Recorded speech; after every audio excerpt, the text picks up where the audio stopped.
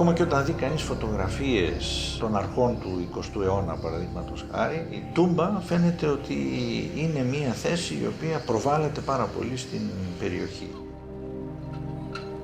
Ένας χωμάτινος όγκος, ένας γύλοφος αποτελούσε ορόσημο στο τοπίο του Θερμαϊκού αιώνες πριν και αιώνες μετά την ίδρυση της Θεσσαλονίκης.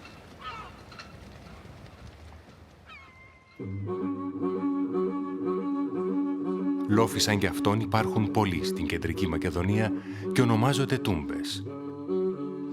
Αν και συχνά συγχέονται με τους μακεδονικούς τύμβους, στην πραγματικότητα αποτελούν κατάλοιπα ακόμη πιο μακρινού παρελθόντος.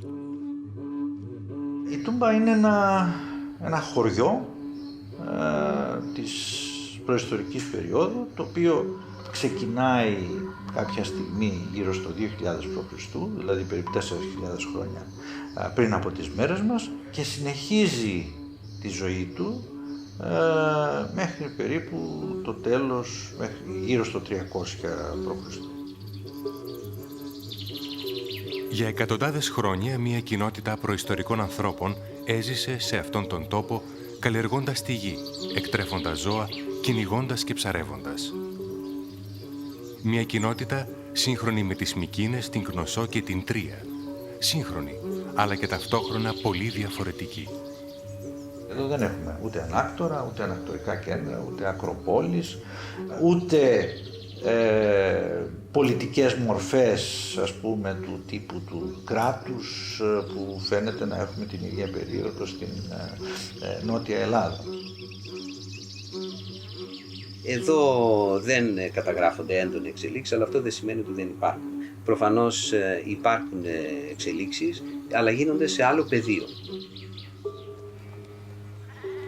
Η κοινότητα της Τούμπας ακολουθεί μια δική της πορεία χωρίς ένδοξα γεγονότα, ηγεμόνες και πολύτιμα μέταλλα, αλλά βασισμένη στην απλή καθημερινή ζωή των ανθρώπων. Πώς ζούσαν όμως αυτοί οι άνθρωποι, πώς είχαν οργανώσει την κοινωνία τους, ποια ήταν η δική τους πραγματικότητα? Έχουμε μία εικόνα όχι μόνο του τι πρακτικά τη φτιάχναν οι άνθρωποι, αλλά και πώς συγκροτούνταν οι σκέψεις τους, η ιδεολογία τους, που είναι πιο ενδιαφέρον.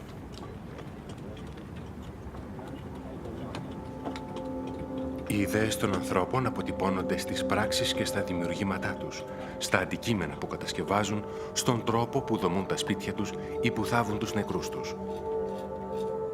Τα αυστηρά προσδιορισμένα όρια του οικισμού, η κανονικότητα των δρόμων και η προκαθορισμένη θέση των μεγάλων πανομοιότυπων σπιτιών προδίδουν την ύπαρξη κανόνων που ρύθμιζαν την κοινωνική ζωή. Αντικείμενα απλά υπερήτεχνα, καθημερινά ή πολυτελή, κατάλοιπα τροφών, οστά ζώων και ανθρώπων, αποκαλύπτουν πτυχές του τρόπου ζωής και της δομής της κοινωνίας. Αρχαιολογικές έρευνες έχουν γίνει και παλαιότερα εδώ, κατά τη διάρκεια του Πρώτου Παγκόσμιου Πολέμου, από αρχαιολόγους που συνόδευαν τα στρατεύματα της Αντάντ και ερευνούσαν τις αρχαιότητες της Κεντρικής Μακεδονίας. Η περιοχή γύρω από το λόφο της Τούμπας χρησιμοποιήθηκε τότε ως στρατόπεδο των συμμάχων. Μετά το τέλος του πολέμου και την ανταλλαγή των πληθυσμών, εγκαταστάθηκαν στην ίδια περιοχή οι πρόσφυγες της Μικράς Ασίας.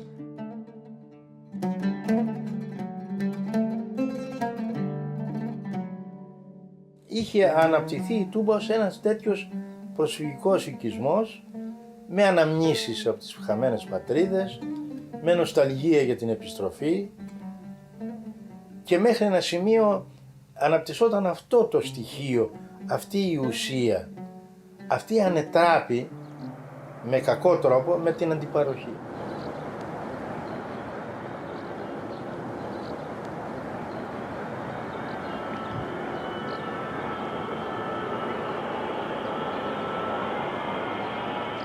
Δεν πιστεύω πια ότι η Τούμπα είναι γειτονιά. Αντίθετα, υπάρχουν περιοχές στη Θεσσαλονίκη που έχουν διατηρήσει τα σημάδια της γειτονιάς περισσότερο. Στην Τούμπα δεν ισχύει πια αυτό.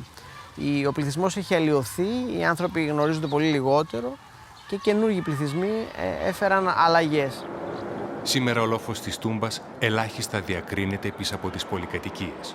Και το όνομα Τούμπα δεν παραπέμπει πλέον στην Τούμπα της προϊστορίας, αλλά στην Τούμπα των φιλάθλων. Την αρχαία Τούμπα την αντικατέστησε ο Πάου.